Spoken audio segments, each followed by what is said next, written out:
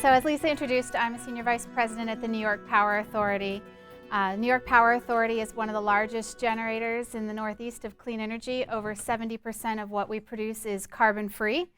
My team manages all the revenue that we generate from those power plants, and we're also building new transmission lines and exploring new business opportunities to help move more clean energy around New York State to help us move forward on our clean energy goals.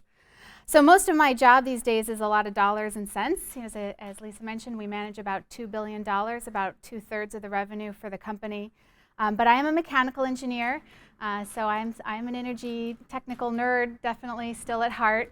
Love talking about clean energy and the advances that we're making in those technologies. And for anyone who might be wondering but is too polite to ask, I am pregnant. I know you're not supposed to ask until basically 9.5 months. That's when it's appropriate, in case you're wondering, to ask a woman if she's pregnant, but I can volunteer it, so it's definitely the case. I'm 6 months, give or take a couple of days. I'm not tracking it quite as closely as I did the first time around. This is my second. I have a little girl at home who's 3, and this one's a little girl. So 2 more engineers about to enter the workforce. Yeah, that's the plan. So, as I got dressed today, I have to admit, this is the 3rd dress I tried on, because they're, even maternity clothes, as you get bigger, some of the early maternity clothes you buy stop fitting. It's very depressing. But, I thought about Marissa Mayer, who I'm sure some of you have heard of, but 4 years ago, she was appointed as the CEO of Yahoo. And when she was appointed, she was also pregnant, about as pregnant as I am now. It got a lot of attention. Obviously, a woman in a senior role, no matter what the industry, gets attention, and here she was in a technical field, pregnant right on top of that. She attracted a lot of criticism pretty early on, I think before even her first day, because Fortune magazine wanted to do a profile on her and put her on the cover. And she elected to not sit for a new photograph, and instead Fortune magazine put her on the cover, but they chose a photo that they had from a previous photo shoot, obviously a non-pregnant photo, right? So as I'm getting dressed, and I've always kind of thought, I understand what her critics are saying, because, the visibility and the visual imagery in all parts of our business is very important, and I want to talk about that in my remarks today. But as a pregnant woman myself, who's thinking and actually asking our photographer, please make sure you take shots straight on, and thinking like, should I stand behind the podium the whole time? But I certainly empathize with Miss Meyer's decision, and if I was going to be on the cover of magazine, Fortune magazine, it might be the only time you're ever on the cover, right? My parents are going to frame it and put it on the wall, and do you want what you normally look like, or do you want this like very temporary, very dramatic, change in your appearance to be what you have to have framed on your wall? And actually, still, it is the only time she's been on their cover so far. But honestly, I think I would sit for the photograph. Maybe I'd wear black instead of blue. But I've thought about it a lot, because I can understand she shouldn't have to be obligated to be this like symbol of working motherhood, right? Which is sort of what the critics wanted her to do. But at the same time, it's such an opportunity. And I'll also admit that I'm one of those annoying people who actually loves being pregnant. And if you ever get pregnant yourself, you might think back to this and be like, what was she thinking? But I love it. It's my 2nd time, and I just love the whole process of it. In fact, it scares my husband a little bit, because he keeps saying, remember, at the end of pregnancy, you have the baby forever. So you can't just be pregnant all the time. So this is our 2nd. We'll see if we're done with 2. Don't tell him who I said that. But I just love it. And I also love that I get, and because of my job, and I had the chance my first pregnancy too, I get all these opportunities to speak in front of audiences pregnant. And actually, this is the first time I've been able to do it in an audience primarily women, because as we know in our industry, we're usually in audiences with men. So most of my speaking engagements are full of men. And I don't start out talking about being pregnant, right? Let them wonder. But I do just think that's very important, the visibility of a woman in a role speaking, technically competent, hopefully, on her issue and being pregnant, I think that's important because either consciously or subconsciously, it's registering in every audience member because otherwise people might think, you get pregnant and you kind of check out, or you like move into the slow lane for a couple of years, or maybe you're not interested in new opportunities. And so I get to be up here. I'm chairing a panel on Friday on transmission, and subconsciously, I'm sending out this message, like pregnant women are in the workforce, and after this, I'm still going to be here, and I can still explore new opportunities, even though I'm at this, natural and important phase of my life, but not all defining phase of my life, really. So, I don't think Fortune magazine's interested in doing a cover on me, but should they be interested? We all know what I might say. I think it's also important, as we heard from our speakers just now, we know this is a male-dominated industry. And it's not just energy, but really the corporate world in general. And it's so frequent, I'm sure many of you can relate, that I feel like I'm the only woman in the room. It happens so often that I really honestly don't notice it anymore. I think maybe early in my career I might have looked around and wondered, but these days I've had people point it out to me and be like, oh, I didn't notice, because these are just my colleagues, and I'm usually just surrounded generally by men. But I think that can be dangerous. I think it can be dangerous if we get too comfortable with the status quo. So since I admitted already to being a nerd, and we've heard a little bit of statistics here, I do want to start by grounding us in some of the current statistics. Catalyst, which is a leading nonprofit organization that does a lot of advocacy work to promote women in the industry, it did a study that was just recently released using 2015 data. And I think it's important we start from that as we think about advancing women in the industry, and I also want to talk about advancing clean energy. So they found that the total workforce is about 50% women, and that actually includes when you break it down to the utilities in the S&P 500. It's just over like 48% of the employees in that sector are women. So that's great news, right? There's your pipeline. But of course, as you move up the pyramid, the women disappear. And so there are only, 20 CEOs in the S&P 500 who are women. So that's 4%, right? Those are the single digits. If you look a little broader in senior management or look at the board of directors, you get about a fifth of the women, those positions are held by women. So even though you've got that base, right, you've got that potential pipeline of nearly 50%, the people who are identifying those candidates, who are in those selection committees, aren't seeing them, or they're not being pulled up. And I think that we can look at these issues about visibility and imagery and start to use those as tactics for how we can start improving those numbers. I think that it's essential that the women who are in senior leadership roles now, even though there's not very many of them, but it's essential that we see them as often as possible. That they are out there accepting speaking invitations like I am, or penning articles, or being quoted in newspapers, or out on social media, because the more we can see those women, even though there's only a couple of them, right? The more we're just going to make it seem normal. And then the next time there's a selection committee of, generally it's going to be mostly men, right? As long as that's who's at the top right now, you can't help that. They're going to think, well, maybe it wouldn't be so unusual for us to put a woman in that operating role, or that line organization, or that construction job, because I saw that other woman at that other company and she was doing that. And I think even as women, we need that. We might need it as role models for ourselves, as role models for the young women that we're trying to encourage through STEM and some of these other programs that help us to move that needle. So I try to accept as many speaking invitations as I can.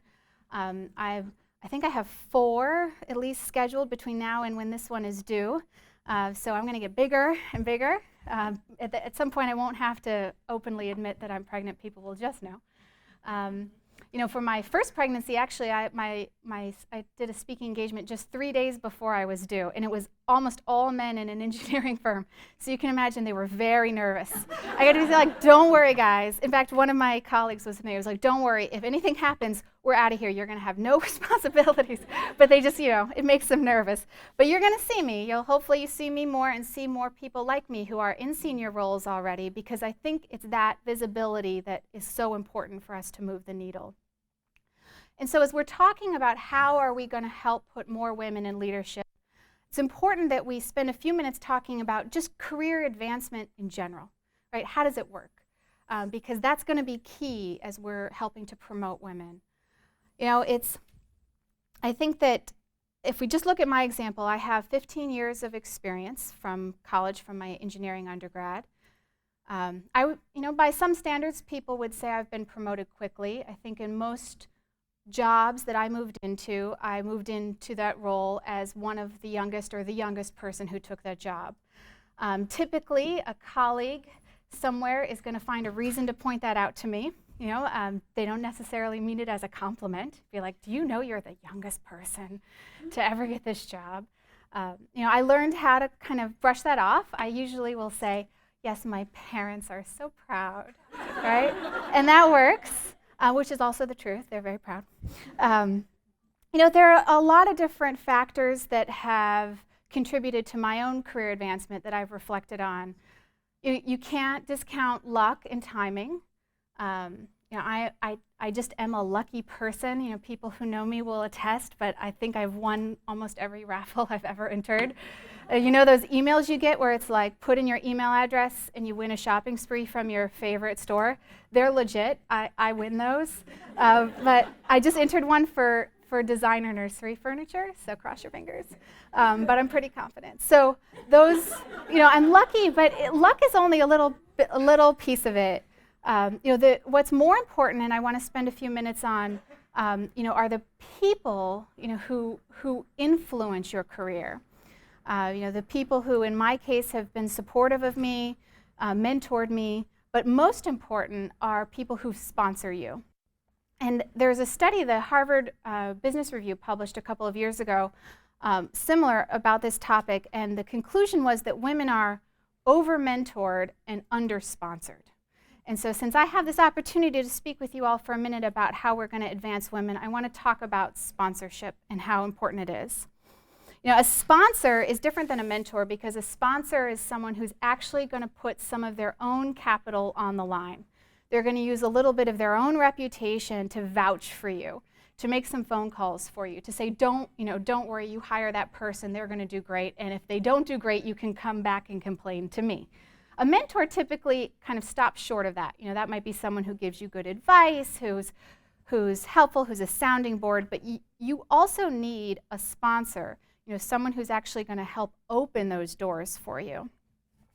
And we can explain that as we look at the typical job selection process, right? You see a posting, you update, your resume is impeccable, you study for all of the interview questions, you go into the interview, it's typically these days there are a lot of panel interviews, you knock it out of the park, right?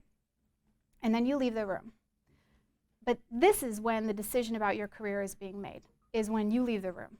So visibility is important, like I've talked about. Managing your own career is important, but we can't overlook the importance that the influence of other people has on your career.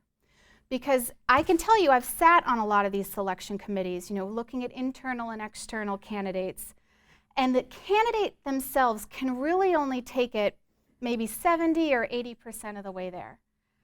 Someone else is carrying it across the finish line for them, or is not. And the person who's not getting it carried across the finish line is not getting that opportunity. And so it's either the sponsor, if you're lucky, is actually sitting in the room, maybe they're in your company, or the sponsor's made a phone call, or they've been talking you up, but someone else is helping that candidate across the finish line. In my own case, I've had managers who've been sponsors of me. My current manager certainly is a big sponsor of me. He's sitting in the back. But I've had mentors, friends even, depending on what position they're in, eventually they can be people who turn into sponsors for you. So it's important as you're managing your own career to be thinking about how am I building this network of people who sponsor me? And also in kind of the pay it forward strategy, how are you sponsoring other people? This is something I actually think about and do proactively, where I'm in a position of opportunity to help get people selected to be speakers at events or to recommend someone for an open board seat on an organization that I sit on. Those are all activities where I could be sponsoring someone else, and it's, you know, kind of that helping each other out, and that eventually helps me. You know, there's a lot of people think about a mentor might be a lot easier to get than a sponsor. A mentor, you know, literally people just will come up to you and ask, like, will you mentor me? And, you know, a lot of it might work. It does not work for sponsorship. Don't go ask somebody, right, will you sponsor me? You've got to think more about, you know, is this person in a position that is influential in the networks where I want to move around? Are they well connected? Are they well respected? And then, you know, what is going to make this person want to help you? You know, you might just get a fairy godmother sponsor, right? But probably not. So instead think about, do they serve on a board, and there's some way you can volunteer with that organization, and that's a way they're going to recognize you and you're going to help them, and then in exchange they're going to want to help you. It's still a two-way street. So it's not where you just have to wait for someone to spot you in a crowd and pick you out and put you under their wing. You can be very proactive about searching for sponsors. And part of that, I think, is being visible, you know, looking for opportunities where you can speak or do a presentation, internally volunteering for internal employee resource groups, things like that. Because the more visible you are, the more the people in the audience who are the influencers and the decision makers are going to see you. So it's a way we can really take control of our own careers. And with that, I want to transition a little bit into how we can apply those same concepts to helping to advance clean energy, because there's a lot of parallels, right? It's a lot about image and perception. You know, visibility really matters. And when I started a few years ago, I was given the opportunity to oversee our communications group at NYPA for a couple of years. And at first I found it a little strange that we were looking to celebrate every time we put, you know, a couple of solar panels on a building and it was only serving a few % of their load. We're going to have a ribbon cutting and a press release. And as the engineer, I'm like, really, guys? Like, what's the big deal? But after being in the business for a little while, I see it, that it's incredibly important that we celebrate every single inch that we're gaining in this uphill battle to convert our economy to clean energy. You know, especially at a time right now where fossil fuels have such a strong foothold and such a low price projection going forward. We have to celebrate every solar panel that we put on the roof. And there's sponsors in clean energy also. You know, for years, government has been a big sponsor of clean energy. And for example, many of the residential solar installations that you see are likely on there because of tax rebates or some kind of, you know, capital assistance to help the homeowner put that on. That's a way that, you know, early on we've been pushing and sponsoring clean energy. But that support from that sponsor is doing a lot more than just spinning 1 meter backwards for one customer, because all the light that's shining off those solar panels is being seen by the neighbors, is by people who drive by. And either, again, consciously or subconsciously, it's saying to those people that solar can be mainstream. It can work in this climate, in your neighborhood, on a house that looks like yours. People who have an income similar to you were able to afford putting it on. You know, it's that same concept where we need to put more women in front of people. We need to put more clean energy in front of people, even when it's only a few houses out there that are doing it.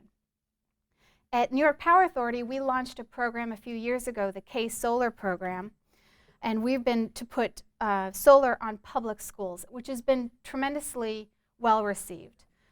We have over 17 megawatts now under contract and moving forward with construction, with more than 100 contracts close to completion and 1,000 schools that we've identified as strong candidates for either all or part of their solar load. In New York, and as you can imagine, it wasn't that long ago that nobody would have thought New York would have been a strong solar state. And the same is true when we think about clean transportation. You know, when I'm driving down the thruway and I see an all-electric vehicle pass by, and he's passing, or I'm passing him, we'll see, but you know, it's lots of cars.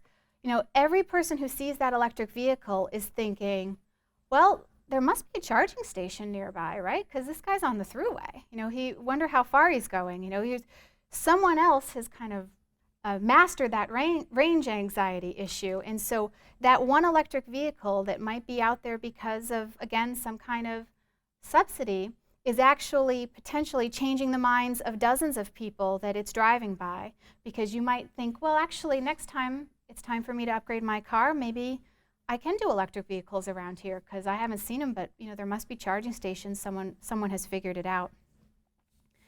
It's that constant stream that we need to be diligent about, of putting out wins and signs of progress, even when they're small, even if it's one vehicle or it's one solar panel. But putting it on social media, having conferences like the next couple of days that we're doing here, talking about our successes, talking about energy savings, encouraging more news stories about energy efficiency and clean energy. All of that is showing it's a compelling story about the progress that we're making in this area. So I was thinking about maybe kind of totally combining the two, and maybe a perfect marketing campaign could be like a pregnant woman with a solar panel. But maybe it probably doesn't have to be that dramatic. And I recognize also that not everybody is going to, at this, at any time of their life, be such like a, a visible sign of progress. And that's fine, because there's a lot of ways that each of us individually can help further these goals. It could be that recommending, like I said, recommend a woman speaker the next time you're on an event committee. If you're being asked to speak, which I get asked to speak a lot, one thing I've started doing recently is I ask, how many other women are going to be speaking? I don't know if people have looked at the profile of speakers for this next couple of days, but it's certainly not 50% women as chairs or as panelists. So next year, let's do it. And in fact, I have seen a couple of conferences recently where they made a commitment in advance to show equal representation of men and women on stage. You ask for it, the conference organizers will respond. I think that's an important. Put images of women up on your own social media, of women at your company doing their jobs in unconventional roles or in senior leadership roles. Be part of putting those images out there so that we can help that, push of being more visible. I think that it's so important, and to me, it's the key to success. And I agree with our sponsor who spoke earlier that the two can go hand in hand. And I think if we push visibility of women in leadership roles and push the visibility of clean energy progress, at the same time, we can make substantial progress on both fronts. So thank you very much.